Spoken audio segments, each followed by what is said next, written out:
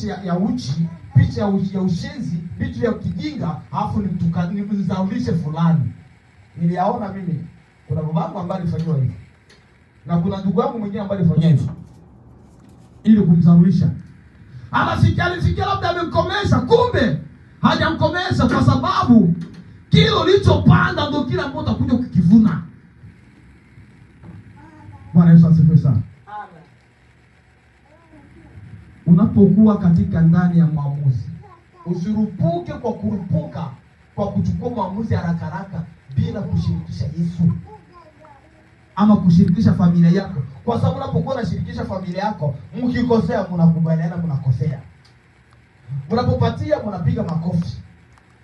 Kuliko kuangalia mimi ni fulani, unachukua maamuzi. Sawa, hatujakataa. Una haki ya kuamua. Kuna familia moja, nachukua mfano ambayo iko wazi. Kuna ndugu mmoja ambaye nitembelea. Kuna ndugu yake mmoja ni mwanaume ambaye familia yao yote ndio mtu wa kuogopwa. Yeye ndio kuchukua maamuzi kwa kitu chochote kile kibaya, yeye ndio kwa kwanza kwa kuchukua jukumu la kuamua.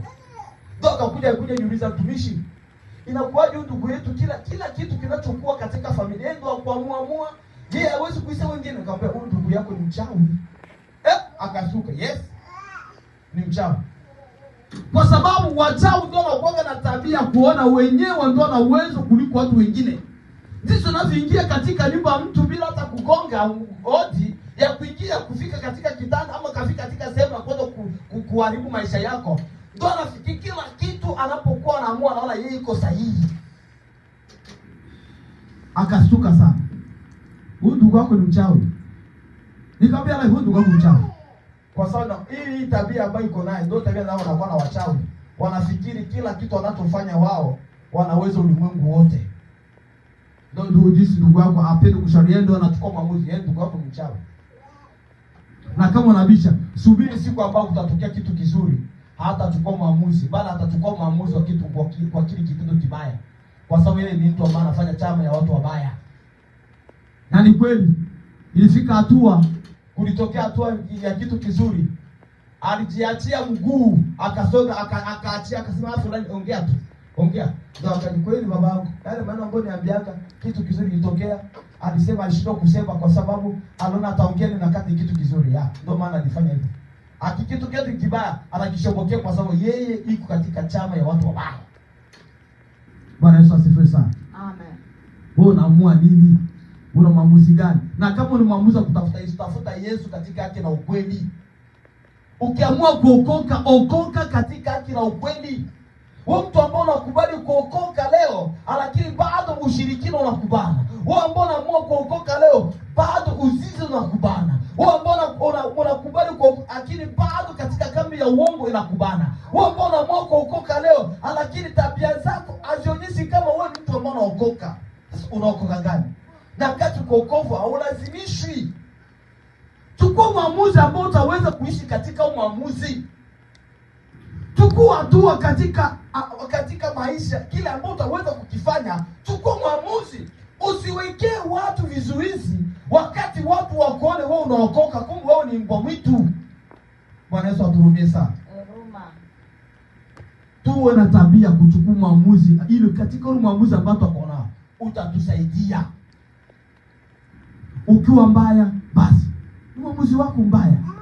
Na ukiwa mzuri, basi usipige wale ambao wanachagua maamuzi mzuri. Wewe ndio unakuwa kutekea mitego ili uende kuaibika. Hapana. Bwana Yesu aturudie sana. Tusome kitabu cha mwisho. Kitabu cha Waefeso. Waefeso 6:23 na 24. Waefeso 6 na mstari wa 23 hadi 24. Tunasoma katika jina la Yesu Kristo. Amen. Amani iwe kwenu ndugu, na upendo pamoja na imani zitakazo kwa Mungu Baba na kwa Bwana Yesu Kristo. 24. Neema iwe pamoja na wote wapendao Bwana wetu Yesu Kristo katika hali ya utakaribika. Bwana Yesu asifiwe sana. Kwa hiyo mtu ambaye anakuwa na maamuzi mzuri anakuwa na tabia ya mzuri. Mtu ambaye anachukua maamuzi mzuri lazima awe na amani na watu. Kwa hiyo unapokuwa katika mwamuzi mzuri na kila kitu kinakuwa vema, ila katika uzuri hauwezi kukosa changamoto, lakini simama katika mwamuzi ambao uko nao. Bwana Yesu asifiwe sana. Jina la Bwana libarikiwe sana. Katika mwamuzi ambao utachukua katika ukweli, usifikie labda ukweli hautapingwa, utapingwa na watu wengi, ila wewe simama katika ukweli. Bwana Yesu asifiwe sana. Amen, amen. Jina la Bwana libarikiwe sana. Amen. Mwamuzi ambao utaweka katika upendo kwa wanadamu, utawatendea wanadamu wema wengi, lakini usifikie labda wema ndio utalipo wema. Hapana. Bwana Yesu asifiwe. Amen. Haleluya kanisa. Amen. Kwa hiyo unapokuwa katika matendo mazuri, usifikie labda ndio utakuwa watu wengi watakurudishia yale matendo mazuri. Hapana. Kuna wale ambao wapo katika chama cha watu wabaya, ambao wako pale ufanye mema usifanye mema, wako pale kwa kuharimisha maisha yako tu. Wale ni watu ambao wamewekwa ndio maisha yao. Ndio maana katika kwenda mbinguni, katika safari kwenda mbinguni, hatutaenda watu wengi, tutaenda watu wachache sana. Wale ambao wanakubali Yesu kuwa Bwana Mwokozi, ambao wanamtumikia Mungu katika haki na ukweli, lazima watakutana wakinilia. Lazima watakutana wakina Petro. Bwana Yesu asifiwe sana. Amen. Kwa hiyo wewe tengeneza kutenda wema tu. Wewe tengeneza kutenda upendo tu. Wewe saidiana kama uweza kusaidia, wewe saidia tu. Usifikie labda ambao wanafanyia wema labda wao watakurudishia wema. Hapana. Kuna watu ambao wapo katika njia ya kutengeneza wema. Wapo. Kuna watu ambao wamewekwa maisha yao ni watu ambao ni maagenti wa shetani toka ukoo wao wote.